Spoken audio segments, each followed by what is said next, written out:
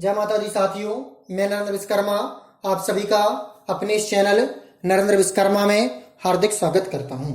आज मैं आपको क्लास 12th सब्जेक्ट केमिस्ट्री अध्याय 4 रासायनिक बलगतिकी में सक्रियण ऊर्जा और देहली ऊर्जा की परिभाषा बताऊंगा। तो सबसे पहले आपको इस ग्राफ को देखना है और ग्राफ बनाते बनना चाहिए। मैं 100% कह सकता हूं कि यदि आप इस वीडियो को अंत तक देखते हैं तो आपसे हर हालत में सक्रियण ऊर्जा और देहली ऊर्जा की परिभाषा बनेगी। तो ये आपका इस साइड स्थितिज ऊर्जा है, ये आपकी अभिक्रिया की प्रगति है। ये यहाँ से यहाँ तक की दूरी सक्रियण ऊर्जा है, यहाँ से यहाँ तक की दूरी न्यूनतम या अद्ध ऊर्जा है, यहाँ से यहाँ तक की संपूर्ण दूरी देहली ऊर्जा है। ये आपकी जो चोटीनुमा आकृति है इसे ऊर्जा अवरोध कहते हैं। ये आपका अभिकारक है, इसे क्रियाकारक के नाम से भी जाना जाता है। ये न्यूनतम ऊर्जा है, इसे अद्ध ऊर्जा भी कहते हैं। तो देखें इसकी क्या परिभाषा होगी। किसी अणु को सक्रिय करने के लिए, सक्रिय का तात्पर्य गतिशील, किसी अणु को सक्रिय करने के लिए आवश्यक ऊर्जा को अणु की सक्रियण ऊर्जा कहते हैं। हमें किसी भी अणु को सक्रिय करना है, गतिशील करना है, क्रिया में भाग लेवाना है, तो उसे जितनी ऊर्जा की आवश्यकता होगी उस ऊर्जा को सक्रियण ऊर्जा कहते हैं। अणु जब अणु को सक्रियण ऊर्जा मिल जाती है तो यह ऊर्जा अवरोध को पार कर जाता है और क्रियाफल बन जाता है।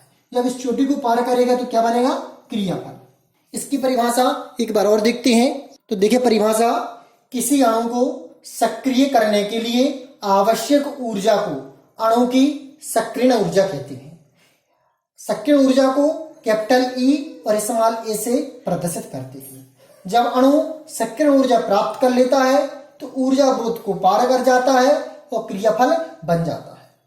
तो अब इसकी कॉपी पेन निकाल लें और परिभाषा लिख लें। किसी अणु को सक्रिय करने के लिए आवश्यक ऊर्जा को अणु की सक्रियण ऊर्जा कहते हैं। अणु जब सक्रियण ऊर्जा प्राप्त कर लेता है तो ऊर्जा अवरोध पार कर जाता है और क्रियाफल बन जाता है। इसे कैपिटल ई और स्मॉल ए से प्रदर्शित करते हैं। अब सक्रियण ऊर्जा का सूत्र क्या होगा।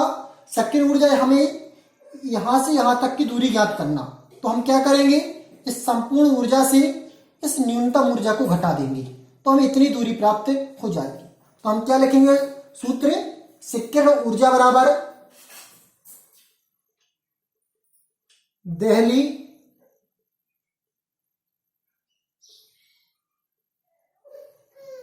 ऊर्जा माइनस न्यूनतम, इसे अद्ध ऊर्जा भी कहते हैं। तो ये आपका क्या हो गया, सक्रियण ऊर्जा का सूत्र। अब हम देखते हैं देहली ऊर्जा, देहली ऊर्जा की परिभाषा।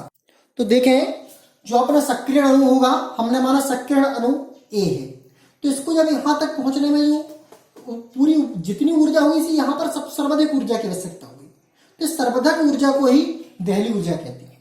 तो सक्रियण अणु के पास, सक्रियण अणु के पास जो संपूर्ण ऊर्जा होती है उसे देहली ऊर्जा कहते हैं। अर्थात ये जो सक्रियण अणु है इसके पास जो सर्वाधिक सबसे ज्यादा संपूर्ण ऊर्जा होगी, क्योंकि जब ज्यादा ऊर्जा होगी तभी वह इसको पार करेगा। तो सक्रियण अणु के पास जो संपूर्ण ऊर्जा होती है उसे देहली ऊर्जा कहते हैं।